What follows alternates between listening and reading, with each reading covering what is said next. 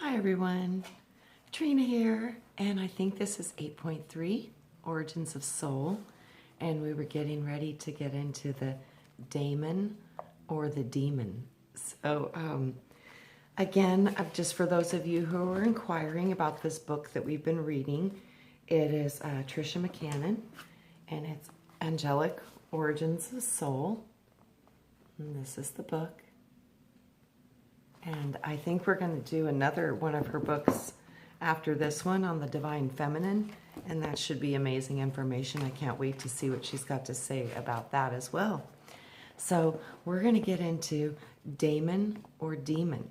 And I've heard about this concept before, and I thought it was kind of neat. So I'm excited to see what she's got to say about it, because the daemon is the angel, and the demon is the darkness, and we have both of those inside of us. So which one runs your universe? Which one is operating the strongest within you? This is the difference between the daemon or the demon. And I think the demon is very closely associated to our ego, because it's primal and it's built in to keep you safe and to protect you. So your demon is not a part of you that's necessarily bad or evil. It can be, but it was put into you to make sure that that primal activation would kick in if your life was threatened or in danger. So this is one of our greatest gifts. It's the ability for us to know how to stay safe. So the daemon and the demon, the demon's gotten a lot of bad rap, because my demon, if I need her, I embrace her fully. And wow, she's awesome. So with that, do not fear these different parts of yourself. Literally, get familiar with them, get curious, and understand their power. So that way their power isn't controlling you. You have used that power to keep you safe or to fix a traumatic situation or a problem. This is where your demon can become your best friend. So we need to look at these things with bigger eyes and a bigger perspective, and stop putting things into these singular cubes or boxes, because they go far beyond the cube. They go far beyond the box. So as we explore the different parts of ourself, you're going to run into some darkness if you're being honest with yourself. And the darkness that's within you is just part of the polarity of this construct. And that darkness can devour you, or it can become your greatest strength. So this is what we're going to get into, the daemon and the demon. So psychologist James Hillman writes about the idea of the overlighting daemon. The daemon steers our life from behind the scenes in the soul's code. In Search of Character and Calling is a book that she must have gotten some of this information from. So again, the name of that book is The Soul's Code in Search of Character and Calling. And this was obviously written by James Hillman. Each life is formed by a unique image, the image of God. An image that is the essence of that life and calls it into destiny. As that force of fate, this image, it acts as a personal daemon, an accompanying guide who remembers your calling. This daemon or spirit guide or angelic twin acts to protect us, to steer us, or to call us onto our purpose. It may cause an accident, send a dream, motivate us to read a book, or take a class, or whisper to us in the wee hours of the night, urging us down a certain path. It leads us, even when we feel out of step with the world, speaking to us through our deepest loves, pains, and desires. For many, the spiritual calling may seem out of step with the daily tasks of conscious reality, are out of step with our time, finding all sorts of faults, gaps, and knots in the normal flow of life, for it has affinities with all of it, since it is itself a mythical being, and it thinks in mythical patterns, beings from the higher realms. Hillman examines how the pain and the struggle of our early years, which he likens to that of an acorn, it transforms into the flowering of a powerful tree that is the pinnacle of our adult life. The pain, the struggle that he believes are the very catalysts that usher a child into the world that they otherwise would have never known. The so-called traumatic experience is no accident, but an opportunity for which this child has been patiently awaiting. Had it not occurred, it would have found another equally trivial in order to find a necessary and direction for its existence. In order that its life may become a serious matter, he cites many examples of the adversities visited upon great men and women that in the end became the very catalyst that propelled them towards their destinies. Winston Churchill was known to have a language problem as a child, yet it was his eloquence in his speech making that rallied the Allied forces during World War II, and later in 1953, Churchill was awarded the Nobel Prize in Literature.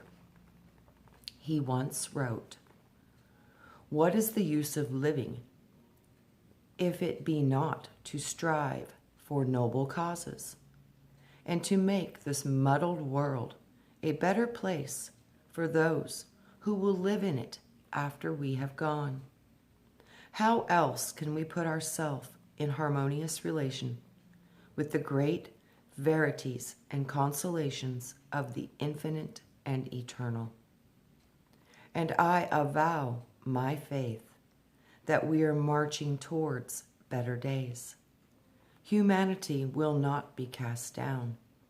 We are going on swinging bravely forward along the grand high road, and already behind the distant mountain is the promise of the sun." Henri Matisse, a French painter, first started painting in 1889 during a period when he was convalescing from an appendicitis. Before that, he worked as a court administrator. Matisse said that in painting he had discovered a kind of paradise that led him to become one of the foremost artists in the early years of the 20th century, along with Pablo Picasso and Marcel Duchamp. In 1874, science fiction writer H.G. Wells broke his leg when he was only 8 years old. His father had bought him some books from the library during the long bedridden months. It was during that difficult recovery that Wells' imagination opened up, and he soon was devoted to the discovery of other worlds. Although he took various jobs to support his family, it was this love of learning that drove him to secure a scholarship to the Royal Academy of Science at South Kennington. Ultimately, his passion for futuristic science propelled him to become a famous science fiction author. The War of the Worlds, The Time Machine, The Invisible Man, and The Island of Dr. Moreau. Helen Keller was born in 1880 as a normal child, but at the age of 19 months, she suffered an illness that took away both her vision and her hearing. In this process of learning how to communicate with the outside world again, she became a prolific writer, speaker, and suffragist. Yet, she often spoke about the joy that life had given her and said that helping others was the only excuse for being alive in the world. And that this was the secret to long-lasting happiness. Oprah Winfrey was born in poverty to a single mother in rural Mississippi. She grew up in Milwaukee, where she was sexually abused and became pregnant at age 14, giving birth to a child who subsequently died. Despite her challenges, her honest, heart-centered approach to life and its problem went into revolutionize daytime television TV talk shows. As a world-renowned philanthropist and advocate for the downtrodden, Oprah awakened the television movement, focused on self-improvement, literature, and spirituality. But it is her ability to focus on the positive and to rise above challenges of life that has made her such a powerful champion in the lives of millions. Through the example of her life, Oprah has demonstrated the power of love and that it is stronger than the power of hate. Thus, hidden in the catastrophes of her childhood traumas, she found the clues that allowed her to fulfill her destiny. Plato also expressed the idea that each person's daemon guides the soul towards its fate, a destiny that was chosen by the soul long before coming into this world. In the Republic, he explains the three fates of Greek mythology, who determine each person's destiny on the thread of fate. There are Lachis, Clotho, and Atropos, the three fates. When all the souls had chosen their lives, they went before Lachis, and she sent with each as a guardian angel of the life and fulfiller of his choice, the daemon that he had chosen. And this divinely led the souls first to Clothos. Under her hand and her turning of the spindle to ratify the destiny of his lot and his choice. And after contact with her, the daemon again led the soul to the spinning of Atropos to make the web of its destiny irreversible. Wow, irreversible. And then without backward look, it passed beneath the throne of necessity. Wow. Plotinus, echoing Plato, would later write, coming into this particular body and being born of these particular parents, and in such a place, and in general, what we call external circumstances that are all happening from a unity that are all spun together, and this is all signified through the fates. Next is life is yours. When we can stand back from the story of our lives and ask what the purpose of our challenges have been, then we can unravel the mystery at the center of our own life.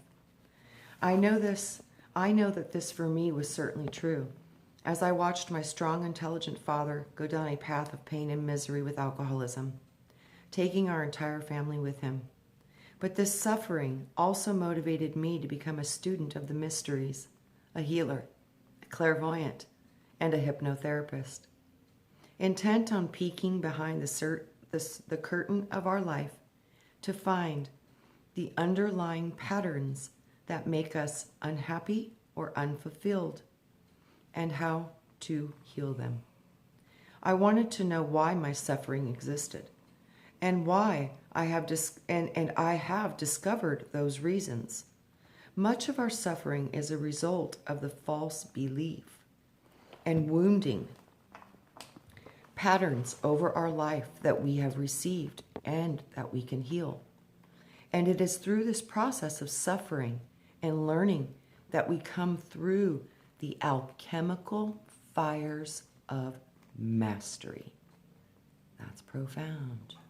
Through our trials, we go through the fires of alchemical mastery. As a child, I prayed for two things: to see the highest and the best in everyone I met, and to be able to fly. My God, she sounds so much like me. It kind of blows my mind. Those are both two of my serious issues. I thought I could fly, and I tried. And I loved, and I had a natural ability to see the spark of light within the darkest of a being. My mom always said that. How can you see the light in such darkness? And I was like, I don't know. I just can.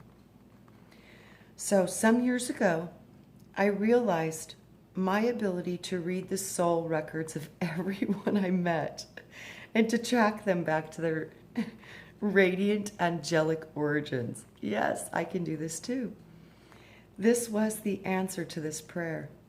So while, like many of us, I have known, and many have known the pain of a dysfunctional childhood, I was the very catalyst that drove me to ask the pivotal questions and to gain the tools that would enrich my life. As a result, I have been able to use my gifts to help others to break the chains that bind them.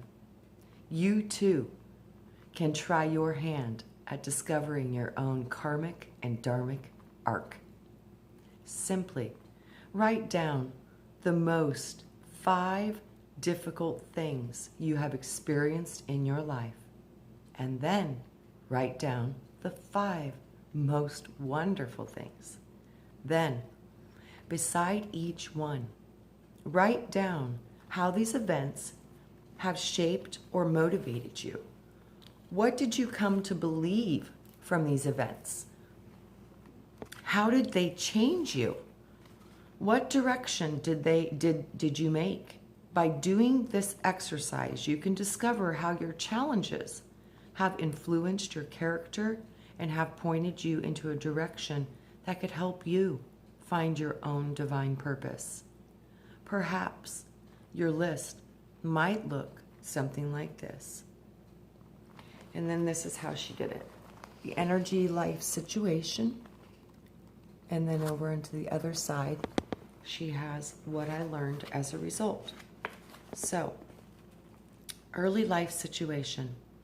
I had to move around a lot growing up as a child, so I had to change schools very frequently. What I learned.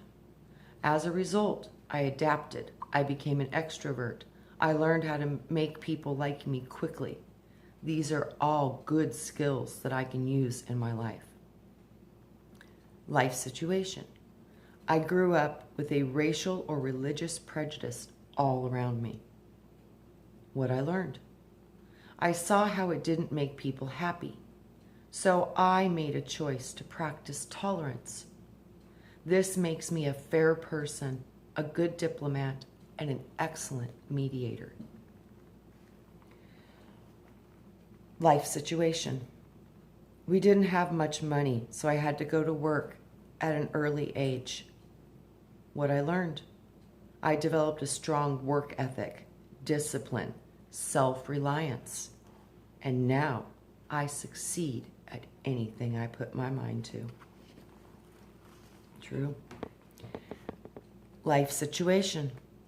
I felt fat and unattractive. This made me feel like I didn't fit in. What I learned.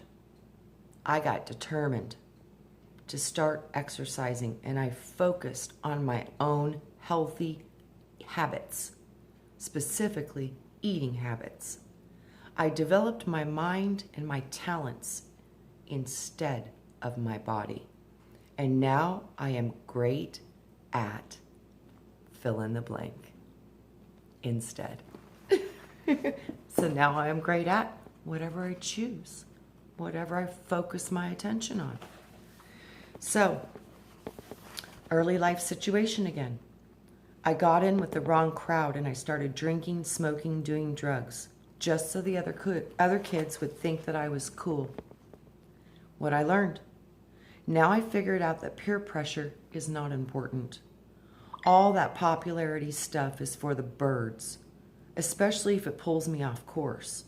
Now I realize that I have the strength and the clarity to set my own goals, even if other people don't understand them. Okay, life situation.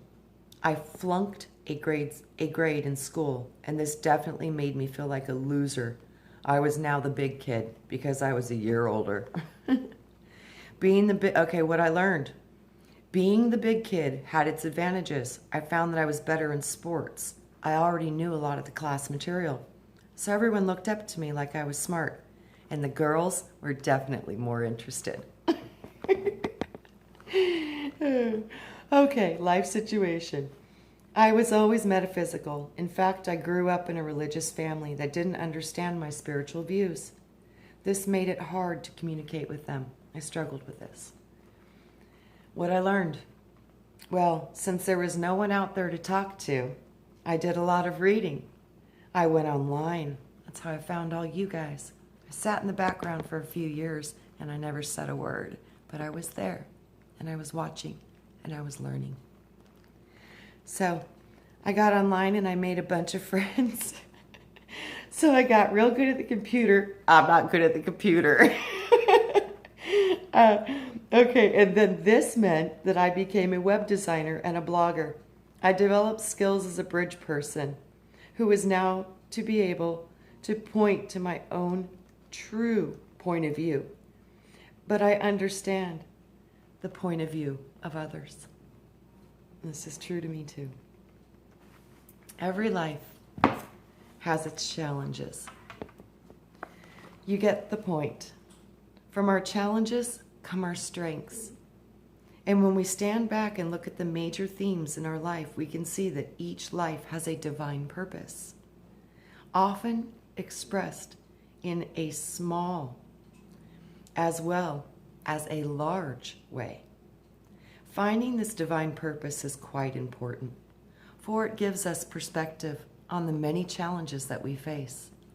Some lives are about developing the attributes of courage or self-worth, while others are about humbling oneself in a quiet service to those around them. Some souls face the heady height of fame, wealth, and success, while others live silently, barely noticed lives, known only to those they help. Some lives are about standing up to be counted, even when it's dangerous, or not popular, while others are about working invisibly behind the scenes for the highest good. I did this for many years. Some lives are about rising above our emotional losses to claim our own worth as a human being, while others are about overcoming hate, injustice, or prejudice. Some lives appear to be focused on a global mission with little time for personal life, while others' lives are so full of family, friends, and children that they can barely find a moment for themselves. You get the point. Each of us has a higher purpose, if we can only get enough perspective to discover what it is. Over the course of our soul's long evolution, we will play many, many roles. Whatever life you have chosen, claim it with both hands. For you may not have the same opportunities once ever again. And no matter how old the soul may be, it is always our choice that we are the determining factor in our own spiritual growth. We do have free will, even if we have forgotten it. When it comes to karmic, dharmic arc, I often think of that song about the man who prayed for strength. To build that strength, he was given more burdens upon his shoulder. The woman who prayed for forgiveness, who was given people to forgive. The youth who prayed for faith lived on the edge, having only enough to pay his bills each week. And the soldier who prayed for courage, who overcame his fears as he went to battle. While these lessons may look easy from the heavenly realms, for them to become part of the warp and the weft of the soul, we must throw ourselves at our adversaries, meeting those obstacles head on. This is the philosopher's stone that transforms the lead of our little self into pure gold. Only then will we find mastery. This is bringing me back to the serpent vision I had again, because I was questioning the gods of this realm, Allah, Yahweh, Jesus, all of these gods that we've been told are gods. And I knew these were not the true source. I knew that they were insects. They're so small in comparison to the larger gods that I have witnessed. And when I got a glimpse of that, it changed me. Because my belief system in this construct was about the gods of this world. And when I realized that potentially I was violating the first commandment, worshiping false idols and false gods, I literally freaked out because I knew that I was. I knew I was guilty of this crime. I had been following dogma, and I had put my belief systems into what was taught and fed to me.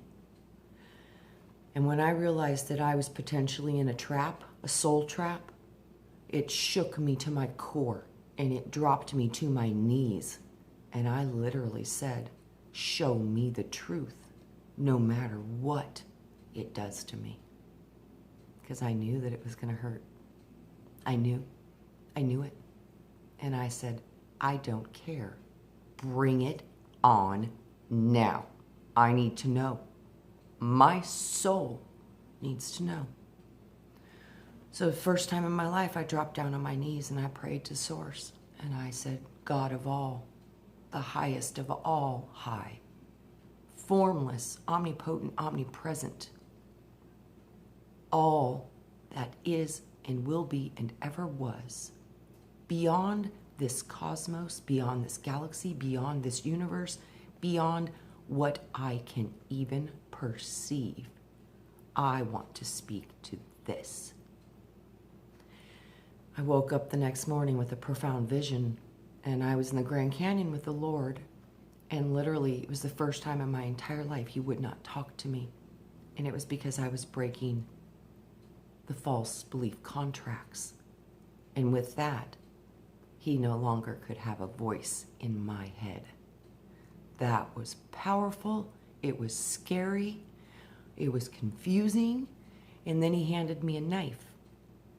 And He would not talk to me. And through this process, I've talked to this about on other videos before, so about the serpent vision.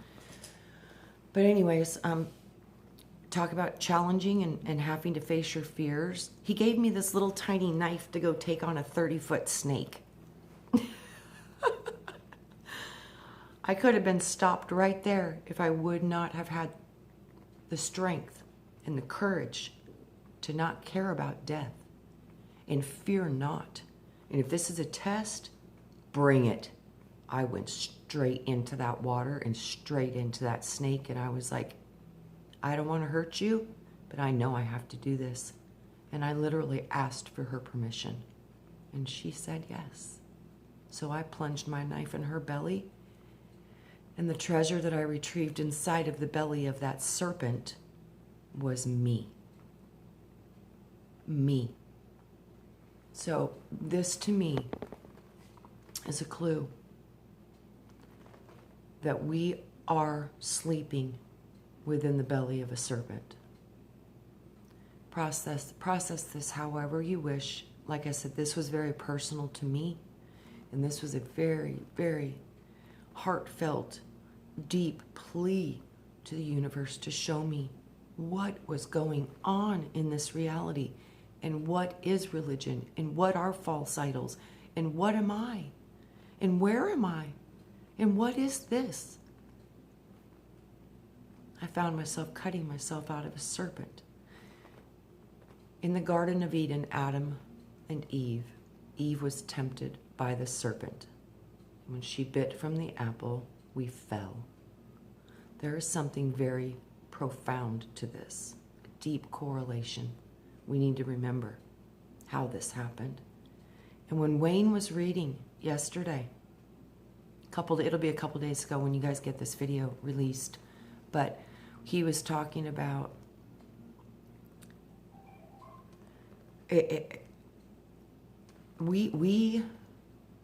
I lost my train of thought, but it was we are so much more than we know, and we have been seriously brought into a construct of deception. And this deception, I do truly believe, is serpent genetic code infiltration, draconian. And I do believe that this is how we were mingled with the serpent. And I think that this is how we find our way back home, is to realize that we literally are in a serpent system. So this is where my truth is standing currently, and my position might change because I learn more every single day. And when I really can figure out how to ask the right question, that's when I receive my most profound wisdom. So ask a million questions, and ask as deeply as you can about these questions. Oh, what I was thinking about was when Wayne was reading about the